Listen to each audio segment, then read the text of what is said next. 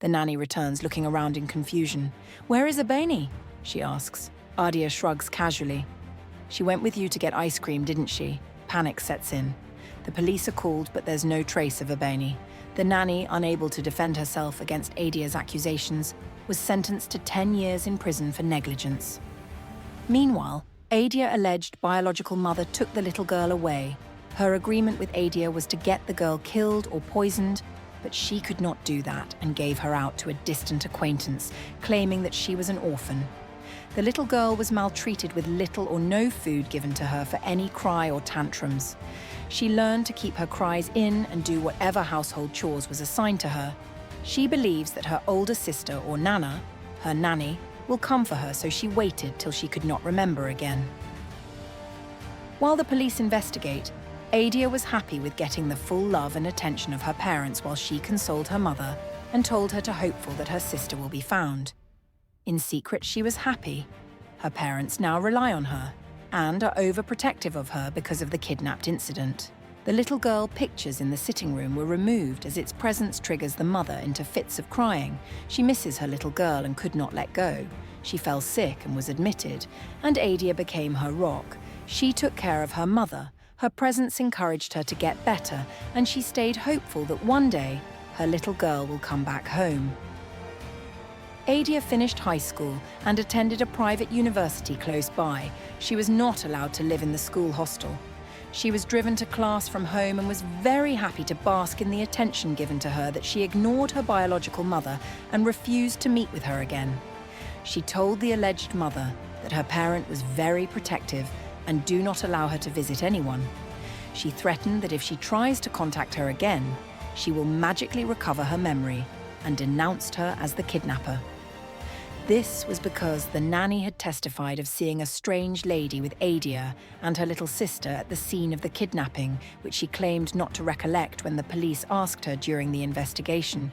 This was after the mother told her that the baby sister died as a result of poison and has been buried. With the threat hanging over her, the alleged mother disappeared and never contacted her again, much to her pleasure. 15 years later, Abeni, now called Kimya, a beautiful, strong and intelligent girl, returns to the city for an internship at her biological father's firm. Life has been hard for her, but she excelled academically through sheer determination.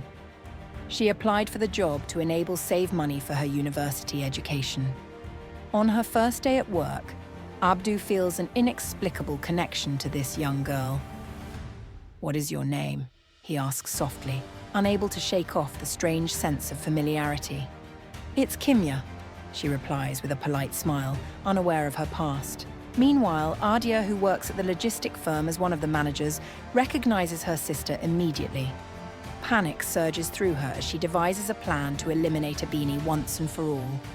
She cursed her alleged mother for lying to her and hires a hitman to stage a car accident, but the attempt fails, landing Abeni in the hospital instead.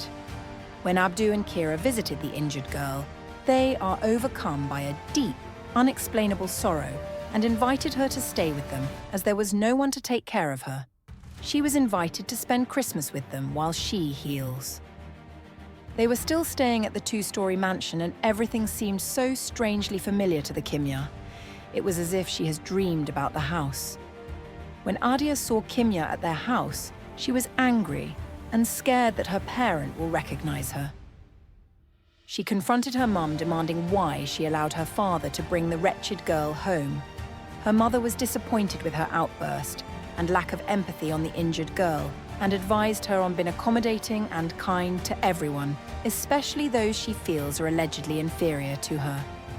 They were sad that despite all their teachings on kindness, empathy, love to others, she has not been able to inculcate any of those positive traits.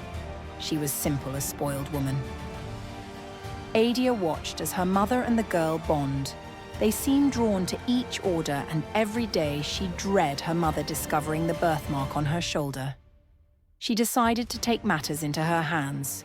On Christmas Day, after the church service, the mother saw the nanny in the church and invited her for Christmas lunch. An earlier reconciliation had taken place some years back when the nanny was released from prison. Only the parent attended the church. Their daughter had a previous arrangement on Christmas Eve, which, unbeknown to them, was a plan to procure poison to administer to Kimya. While table was being set for lunch, Adia was still thinking of when and how to administer the poison to Kimya food. Her mother informed her that the nanny will be joining them for lunch, much to her annoyance.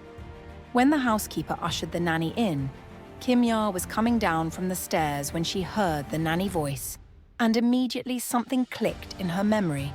She rushed to the sitting room and came face to face with her nanny, and the two stared at each other. The girl called out, "Nana! Nana!" In surprised and happy tone, the room fell silent as the nanny with a cry hugged the girl and shouted in joy, "Maya Benny!" With tears-stained face, she turned to the mother and said, "Why did you not tell me that she has been found?" while cradling the girl head whose memories had started flooding in. Mr. Abduface goes pale while Kira pushed the nanny away and held Abeni, and tears a part of her blouse to see the birthmark on her shoulder.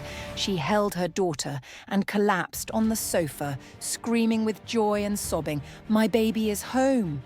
My baby is home!" Still holding the girl in a tight hug before the father joined in, while Adia glared with anger and fear of what will be discovered and what Abeni could remember.